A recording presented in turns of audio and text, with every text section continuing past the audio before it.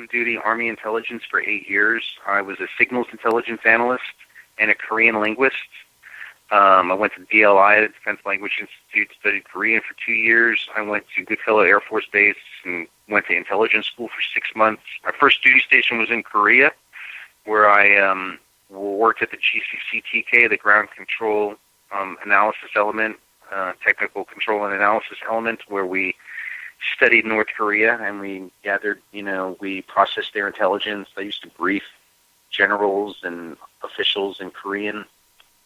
And then I went on to Headquarters Central Command, where I worked in the Signals Intelligence Overhead Collection Management Office, writing reports for General Alexander on the Middle East satellite surveillance collection over Iran and Iraq. And then I finished up my tour there, and I became a contractor, and I went and worked in D.C. right after 9/11, mapping critical nodes post 9/11 for our vulnerable assets in the United States, like bridges, power stations, and things like that. And then I went down to Southern Command in Miami and worked as a counterterrorism analyst in Miami for 2 years, writing threat assessments on South America, like Colombia, different countries, Venezuela, and about all the Revolutionary Armed Forces of Colombia and the different drug lords and things like that, and the major cities and what the threats were. And then I went to Headquarters Special Operations Command, where I was an intelligence manager of a database for the Pentagon where I managed intelligence going into the database so that Pentagon analysts could exploit it for special operations around the world. And that's where I kind of learned about how the 9/11 messages got scrubbed from the database from September 8th to the 13th. All the messages got pulled with certain keywords. And then after 2 years of being the intelligence data manager there, I went and became the Pathfinder trainer at Headquarters Special Operations Command. And Pathfinder is a software platform that integrates all forms of intelligence, all source intelligence, and paints you. Pathfinder basically does link analysis, and it links people together. It links entities to people, numbers to people, license plates, addresses, phone numbers. And then it was about that time when I decided that the National Security Agency would... At that time, the National Security Agency emailed me and a few other intelligence analysts asking about a specific terrorist program and operation and what the solution might be.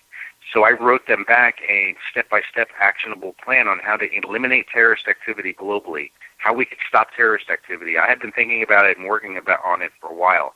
So that was a perfect opportunity, and I submitted to the National Security Agency, here's a step-by-step plan that we can do to eliminate terrorist activity across Earth.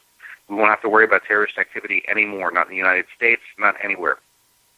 The next day, they wanted to pull me off of my contract. The National Security Agency sent that email to my bosses, and they were like, did you write this email? And I said, yeah, this is a perfect solution on how to end terrorism. I'm so glad that they contacted me. And they were like, well, that's not what we're looking for. And so I said, well, let me resign. If you guys are twisted like this, then I want out. And I resigned, and then I became my mission at that point to write books and make movies and documentaries on how to end war and poverty, really how to end war. And then I stumbled onto the whole monetary system thing, and I figured out how to end poverty because, like I said before, I'm a solution-oriented type of person or living soul. And so that's how my career went. So I resigned in 2006. And at that point, I had gotten really heavy into the entertainment business with acting and stuff. And I was doing a lot of lead plays. I became the spokesperson for Louisiana Iced Tea, the on commercials, and I was doing their commercials. And then I started representing a law firm, doing their commercials. And then I wrote the book, The Second Coming of the Messiah, which is basically autobiographical, but I kind of wrote it as the sequel to the Bible.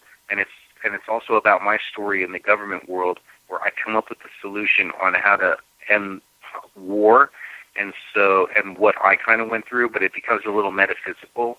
And I didn't have the metaphysical experiences, but I created the Messiah character in this storyline. And it picks up from where the Bible ended to how the secret societies formed, and then it gets into the story of the Messiah.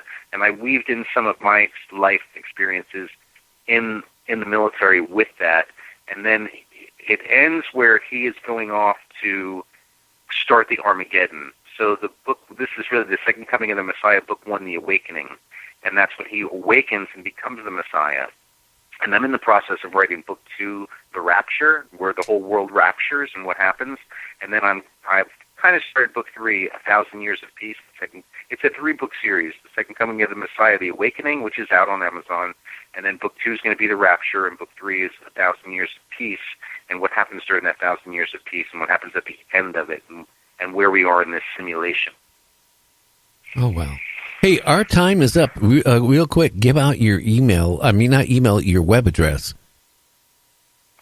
Well, my email is ronfarnham@gmail.com. My best web address for me is on Facebook. So for people, so you just look up Ronald Farnham on Facebook. You'll see me. I'm in a green polo shirt.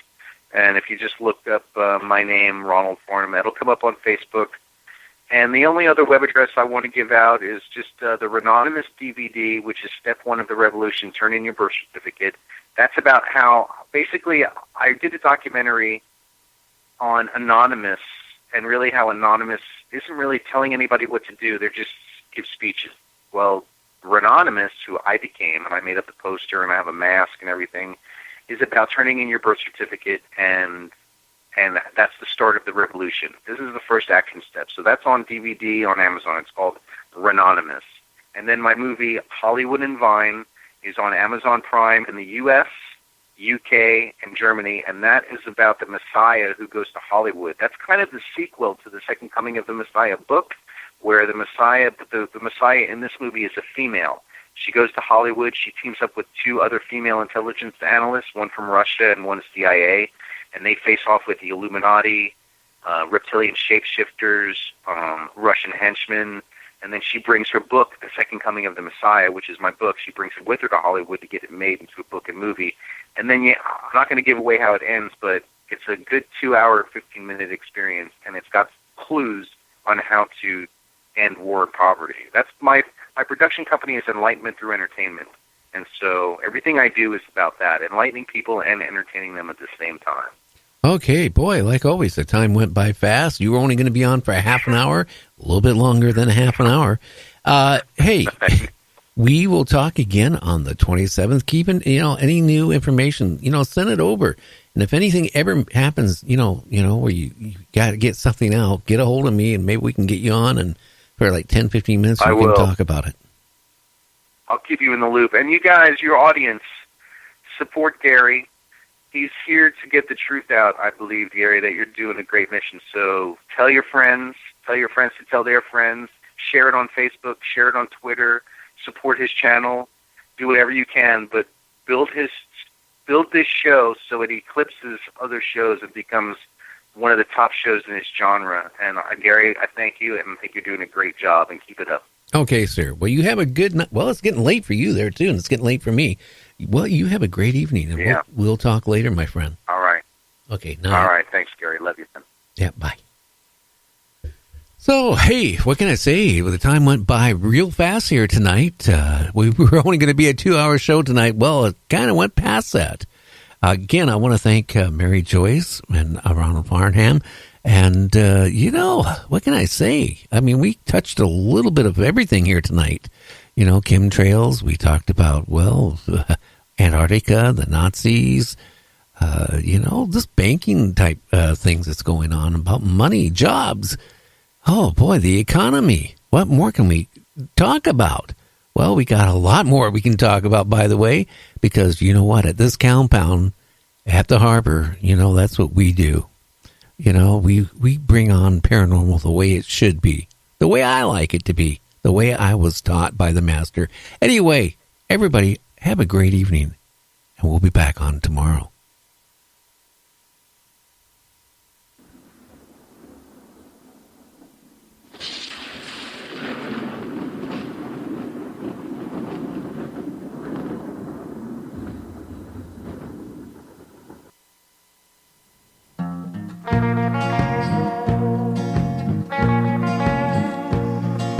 Once was a man who had some land in eastern Washington. And on his land this man he had a deep dark hole upon. People came from miles around to throw their trash down in to see how deep the hole was and listen for its end. Then one day, that fateful day, they forced Mel off his land. They paid him off and sent him off down under with a plan. They hid Mel's hole and covered it up so ne'er it could be found, so no one would ever know what's deep down in Mel's ground.